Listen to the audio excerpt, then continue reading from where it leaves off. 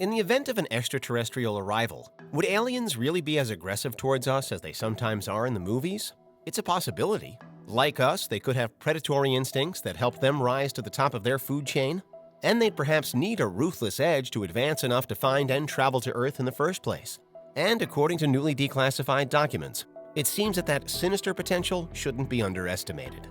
This is Unveiled, and today we're exploring the extraordinary suggestion that the government thinks UFOs or aliens could be hurting its citizens. Do you need the big questions answered? Are you constantly curious? Then why not subscribe to Unveiled for more clips like this one, and ring the bell for more thought-provoking content. UFO sightings vary year by year, but they've been on a relatively steady rise since the 1990s, with only a few dips in frequency. For the past couple of years in particular, there's been a resurgence, partly thanks to official military reports and government investigations into UFOs. For a long time, UFO sightings had been largely written off by politicians and often by scientists, but not so much anymore. Project Blue Book in the 1950s and 60s was the first major official investigation into these kinds of claims. But there are modern versions of Blue Book too, delivering some interesting results. In amongst the thousands of UFO reports made every year, there are various hoaxes and clear miss sightings. But then there are some that rank higher in terms of seeming reliability, such as the 143 unexplained claims coming from within the U.S. Armed Forces and addressed in the infamous UAP report published in June of 2021. There are also others that go further, though, with claimants alleging actual contact with aliens. So far, there has been little by way of official government public guidance when it comes to these cases. But still, the questions they raise aren't disappearing.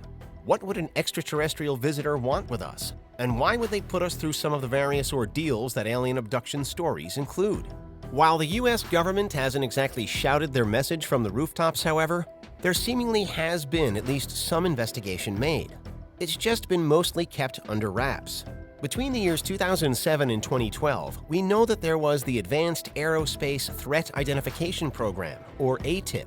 This was a project so secretive that people weren't even aware of its existence until 2017, when a whistleblower named Luis Elizondo left his high-ranking position in ATAP and released videos and data.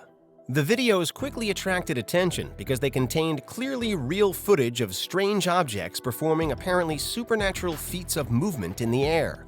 Shortly after ATIP was made public, a Freedom of Information Act request was filed by the Sun newspaper in the UK in a bid for more about it to be made available.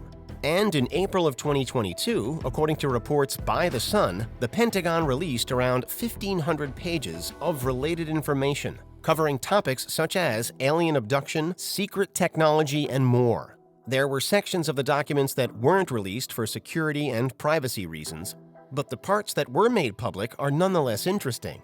And perhaps one of the strangest and most compelling sections is titled Anomalous Acute and Subacute Field Effects on Human and Biological Tissues.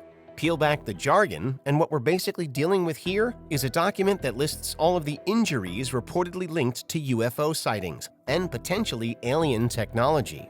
These documents contain details many never before seen pertaining to alleged injuries that victims have suffered after coming into contact with strange flying vehicles. In total, there are over 300 cases of medical damage cataloged. One of the most common reported injuries is damage from electromagnetic radiation, which the report suggests may be caused by energy propulsion systems used on sighted UFO vehicles. Luis Elizondo, the official who first brought awareness to the program, has also recounted situations like this, where pilots report sunburn on their skin after chasing UFOs. In the Pentagon documents, there are a variety of other injuries alleged or referred to as well, including brain damage, nerve damage, heart problems, and trouble sleeping. The documents, which also include contributions from MUFON, the Mutual UFO Network, have a wide range of data to work from, based as they are on information collected from as far back as the 1870s. There's 150 years worth of UFO strangeness here. In amongst it all, there are also reports of telepathic events, seeming teleportation, drawn-out abductions, and even unaccounted-for pregnancy, according to the Sun.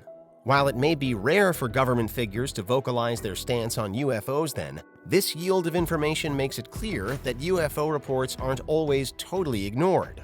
The alleged injuries listed have been taken seriously by officials, with suggestion that the technologies potentially involved in some cases could constitute a real threat to the interest of the United States as a whole.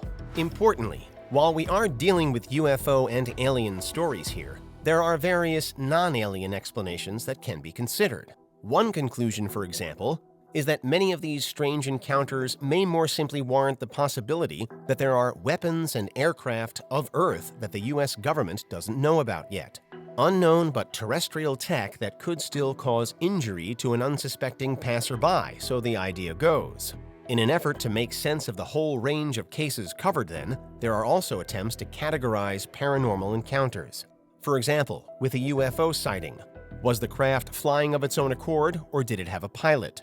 There are groups for non-alien mythical experiences too, including believed encounters with ghosts, spirits, elves, and more. Elsewhere, there are sections about crop circles and even about reported cases of spontaneous human combustion.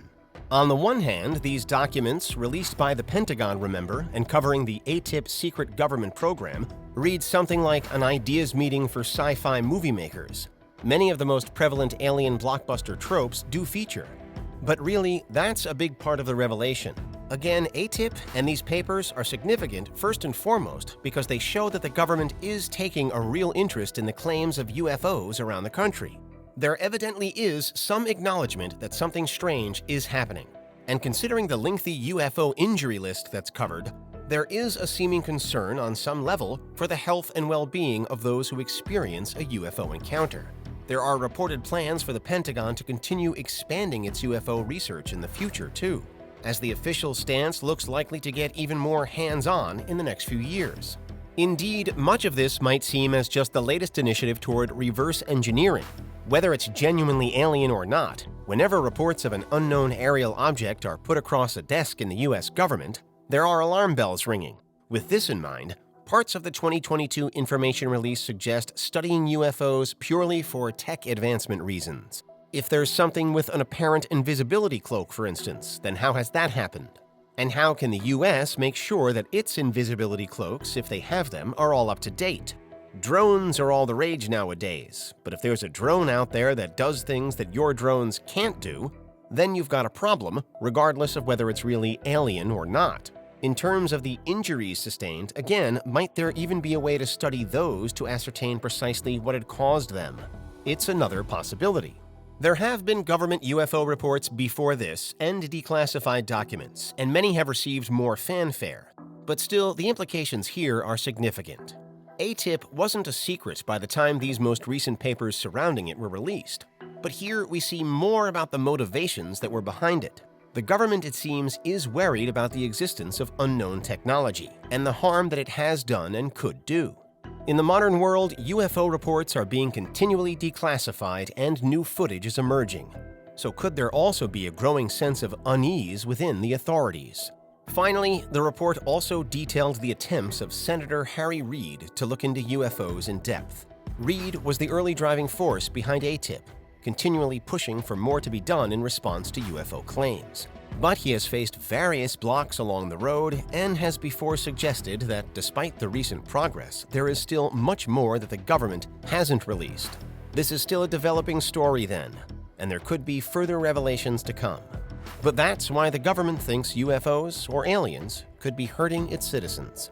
What do you think? Is there anything we missed? Let us know in the comments. Check out these other clips from Unveiled, and make sure you subscribe and ring the bell for our latest content.